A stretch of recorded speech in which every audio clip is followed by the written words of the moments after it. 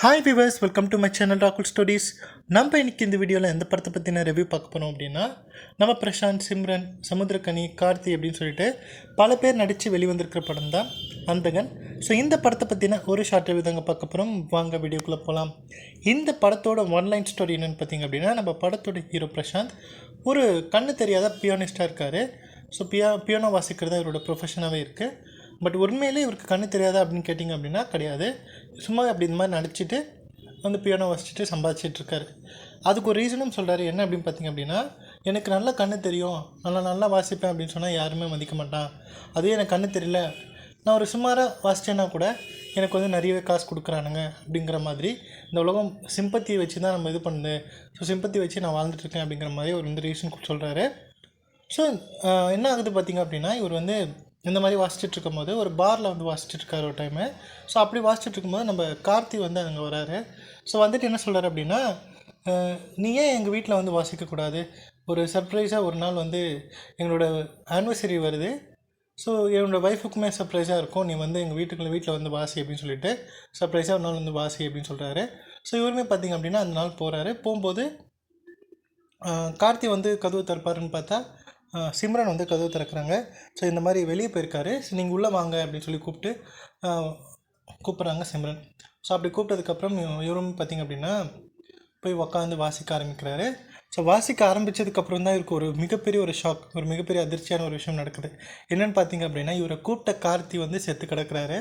அது மட்டும் இல்லாமல் அந்த டெட் பாடி இதெல்லாம் வந்து அங்கேருந்து டிஸ்போஸ் பண்ணக்கூடிய வேலைகள்லாம் வந்து நம்ம சிம்ரன் பார்த்துக்கிட்டு இருக்காங்க. ஸோ கண்ணு தெரியாத ஒரு ஆள் தானே அப்படின்னு சொல்லிட்டு இவங்களுடைய வேலைகள் வந்து இவங்க வந்து அந்த இறந்த பாடியெல்லாம் வந்து டிஸ்போஸ் பண்ணக்கூடிய வேலைங்கள்லாம் பண்ணிகிட்ருக்காங்க. ஸோ நம்ம பிரசாந்துக்கு வந்து ஒரு மிகப்பெரிய ஷாக்.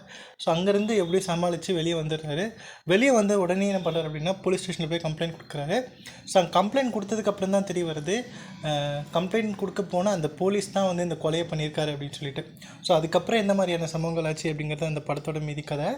ஸோ என்னை பொறுத்த வரைக்கும் பார்த்திங்க அப்படின்னா, இந்த அந்தகன் அப்படிங்கிற அந்த படம் பார்த்திங்க அப்படின்னா நம்ம பிரசாந்துக்கு ஒரு மிகப்பெரிய ஒரு கம்பேக் கொடுக்கக்கூடிய ஒரு படம் அப்படின்னே சொல்வேன். ஸோ நல்லாவே இருக்குது அப்படின்னு சொல்லலாம். இந்த படத்தை இயக்குனது நம்ம பிரசாந்தோட அப்பா தியாகராஜன் தான். ஸோ சூப்பராக பண்ணியிருக்காரு. நம்ம பிரசாந்தோட ஆக்டிங் வேறு லெவல் அப்படின்னே சொல்லலாம்.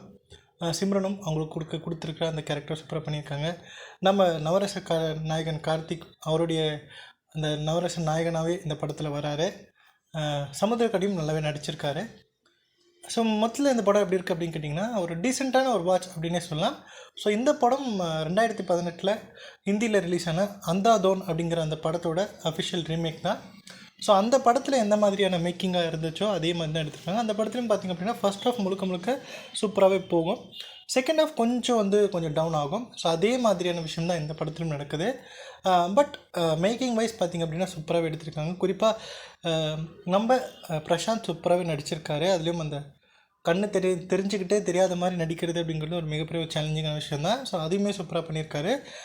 குறிப்பிட்டு சொல்லணும் அப்படின்னா நம்ம சிம்ரனோட ஆக்டிங் வேறு லெவலில் பண்ணியிருக்காங்க. அதிலும் ஒரு குறிப்பிட்ட சீன் இருக்குது. இவருக்கு பிரசாந்துக்கு வந்து உண்மையிலே கண்ணு தெரியுமா தெரியாதா அப்படிங்கிறத வந்து டெஸ்ட் பண்ணுவாங்க. ஸோ அந்த மாதிரி விஷயங்களாக இருக்கட்டும் சூப்பராக பண்ணியிருக்காங்க. ஹிந்திலையும் பார்த்திங்க அப்படின்னா சிம்ரனோட கேரக்டர் வந்து நம்ம தபு பண்ணியிருப்பாங்க. ஸோ அந்த படத்தில் ஏறக்குறைய பார்த்திங்க அப்படின்னா நம்மளுடைய அந்த படத்தோட ஹீரோவோட கேரக்டர் டாமினேட் பண்ணி இவங்களோட கேரக்டரை ரொம்ப வந்து ஹைலைட் பண்ணுற மாதிரியே இருக்கும். ஸோ அந்தளவுக்கு சூப்பராக பெர்ஃபார்ம் பண்ணியிருப்பாங்க. ஸோ ஓரளவுக்கு நம்ம சிம்ரனும் வந்து மேட்ச் பண்ணியிருக்காங்க இந்த படத்தில்.